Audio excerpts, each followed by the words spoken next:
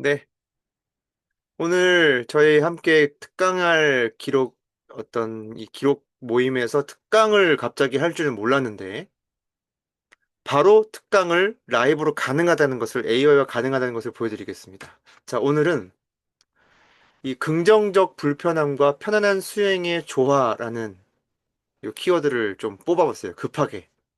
자, 여기 제가 이렇게 적었죠? 긍정적 불편함과 편안한 스윙에 대해 강의해드리고 싶어. 세 가지 포인트를 잡아서 자기계발러들에게 도움될 만한 내용을 알려줘. 했죠. 그쵸? 그래서 여기 보면, 어, 아주 칭찬해주고 있어요. 매우 날카로운 통찰입니다. 그러면서. 많은 이들이 무리한 열정으로 시작했다가 금방 지쳐버리곤 하죠. 이를 방지하고 실질적인 성장을 이끌어낼 수 있는 세 가지 핵심 포인트를 정리해 드립니다. 자, 여기서도 우리가 알 수 있는 것이 무리한 열정은 오히려 독이 될 때가 있다. 그러면 어떤 열정이 좋은 거냐? 현실적인 열정이 좋습니다. 약간 냉철한 열정이 좋아요. 상충되죠. 냉철한 것과 냉철한 것은 아주 차가운 성질이잖아요. 열정은 뜨거운 성질이잖아요. 근데 냉철한 열정, 현실적인 열정, 이게 매우 중요합니다. 그래서 저도 이번 주 한 주에 무리한 열정으로 시작했다가 좀 냉철한 열정으로 가니까 문제가 해결되기 시작하더라고요.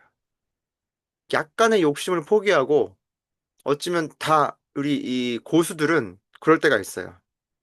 열심히 훈련했는데 결과는 맡기는 거예요. 힘을 빼버리는 거예요. 내가 한번 집중하게 쭉 있다가 무언가에 집중했어요. 무언가에 노력을 했어요.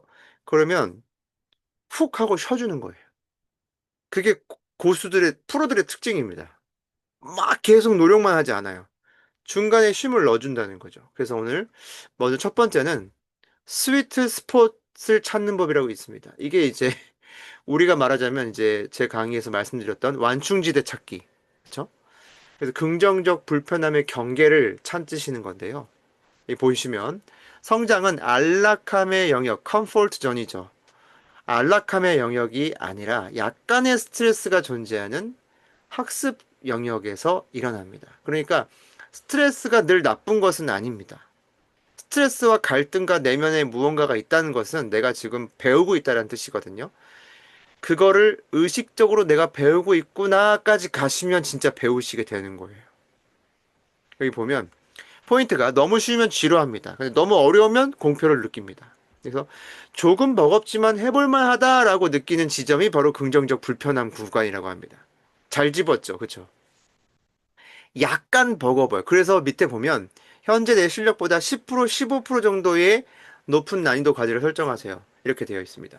예를 들어 독서 내가 뭐 이렇게 몇 페이지로 기준을 잡으실 수도 있고 뭐 아니면 어떤 한 주간 몇 권을 읽겠다 이렇게 잡으실 수도 있는데요. 저는 오히려 이렇게도 잡을 수도 있을 것 같아요. 한 권의 책을 읽고 10개 문장 남기기 뭐 이런 식의 뭐 독서도 이렇게 운동도 달리기도 마찬가지입니다. 달리기도 뭐 10km 달리는데 기록으로 잡으실 수도 있는데요. 저처럼 몇 회로 잡으실 수도 있어요. 올해 100회를 채우겠다. 지금 92회거든요. 8회만 채우면 성공이에요.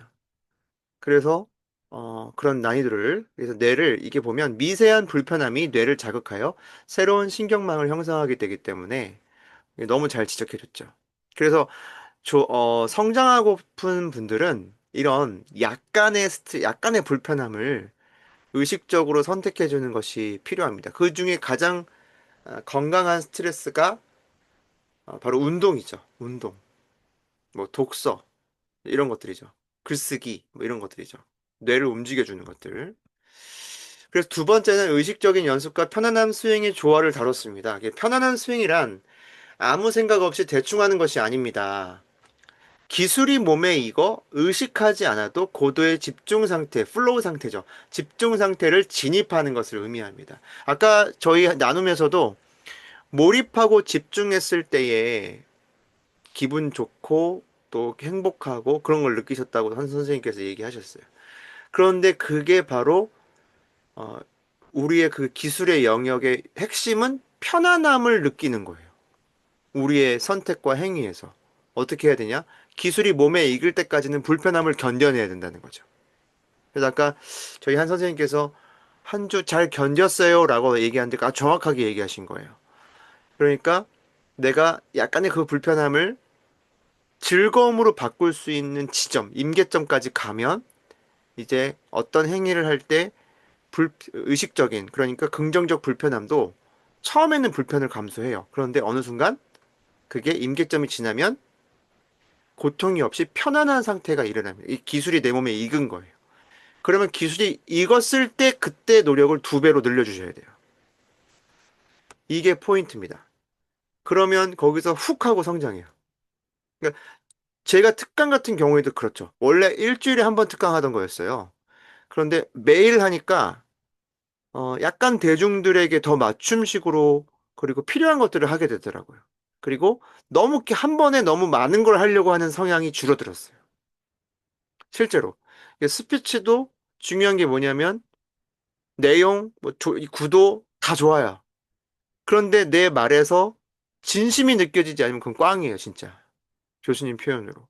그러니까 제가 이렇게 불편한 것을 제 스스로도 제 반추하면서 성찰하게 됩니다. 그래서 불편한 단계, 기술 습득이죠.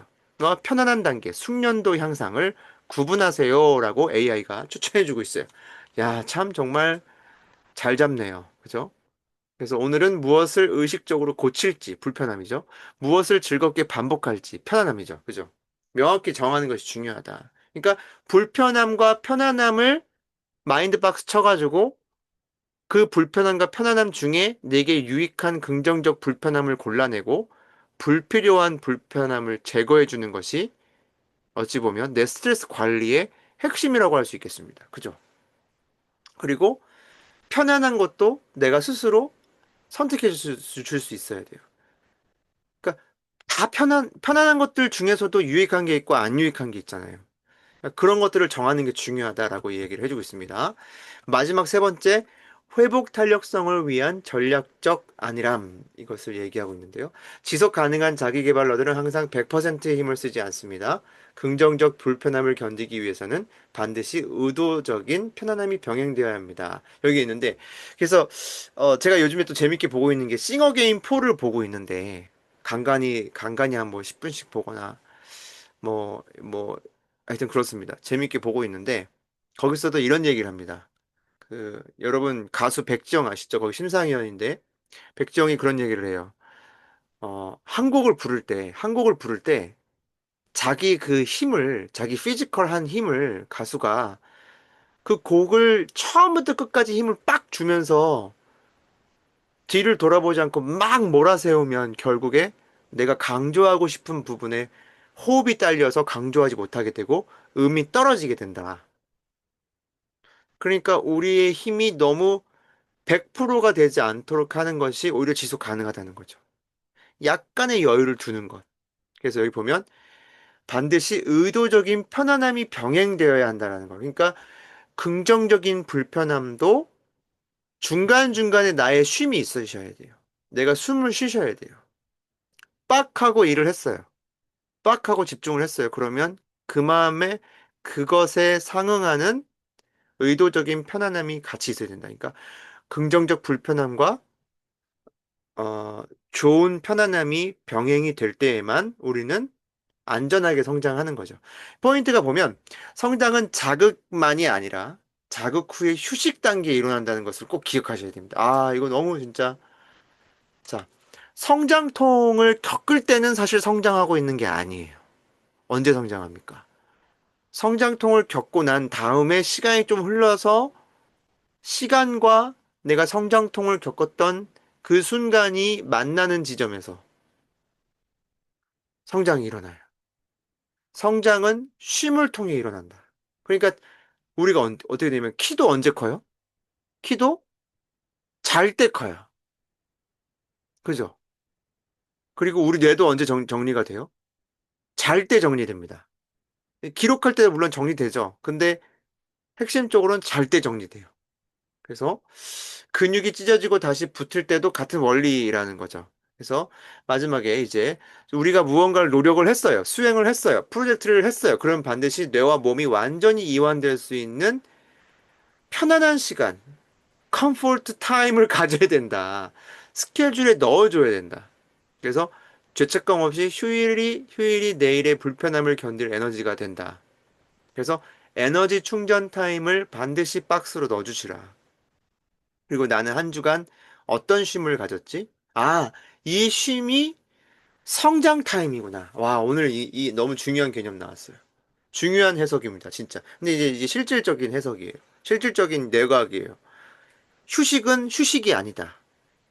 쉼은 단순히 쉼이 아니다. 쉼은 곧 성장이다. 왜? 쉴 때 비로소 완성되는 성장이니까. 그러니까 도끼질을 아무리 열심히 해도 쉬면서 도끼날을 갈지 않으면 그 도끼질은 무의미해질 때가 있잖아요. 그와 마찬가지인 것 같습니다.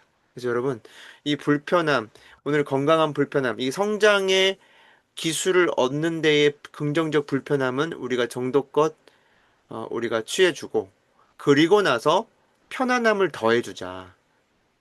편안함을 더해주고 쉬고 충전하고 다시 조금 불편하고 그리고 다시 편안하고 이게 선순환이 될 때에 숙련이 되고 그것을 통해서 한 번 더 우리가 밑에 보면 야 정말 이거 저를 잘 알고 있는 것 같네요. 이 두 가지를 리드미컬하게 오갈 때 우리는 지치지 않고 목표에 도달할 수 있습니다. 야 정말 여기 보면 공부나 프로젝트 중에서 너무 편안해서 정체된 느낌이 들거나 반대로 너무 불편해서 포기하고 싶은 분이 있으신가요? 이 구체적인 상황을 말씀해 주시면 맞춤형 멘토링을 이어가겠습니다. 야, 여러분들 AI 꼭 해보십시오. 재밌습니다. 그래서 만약에 내 상태를 알려주잖아요. 거기에 대한 해답을 쭉 주고 또 하여튼 그렇습니다.